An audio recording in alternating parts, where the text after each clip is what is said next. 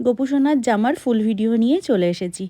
দেখো আজকের যে জামাটা বানাচ্ছি সেটা হচ্ছে আমি 3 থাকের, তার জন্য 3টে পার্ট আমি কেটে নিয়েছি। সবথেকে বড় যেটা কেটেছি সেটা হচ্ছে আমার গোপু সোনার সাইজের মাপে, তারপরে তার থেকে একটু ছোট একটা আর আরেকটা ছোট একটা, তারপরে 3টে পার্টেই আমি সেলাই করে এই রকমভাবে লেস বসিয়ে নিয়েছি। তারপরে বড় পার্টটার উপরে দ্বিতীয় যে পার্টটা আছে সেটা আমি এভাবে বসিয়ে কুচি দিয়ে, এরপরে আমি যে ছোট পার্টটা ছিল সেই ছোট পার্টটা আমি উপরে কুচি দিয়ে সেমভাবে বসিয়ে নিলাম।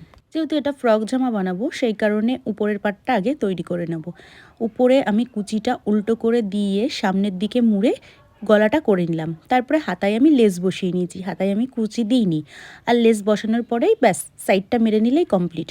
এবার যে নিচের ঘেরটা করে রেখেছিলাম সেটা এর উপরে বসে যে কাপড়টুকু বেশি হচ্ছে মাঝে মাঝে কাপড়ে কুচি দিয়ে উপরে একটা চাপ সেলাই দিয়েই ব্যাস রেডি।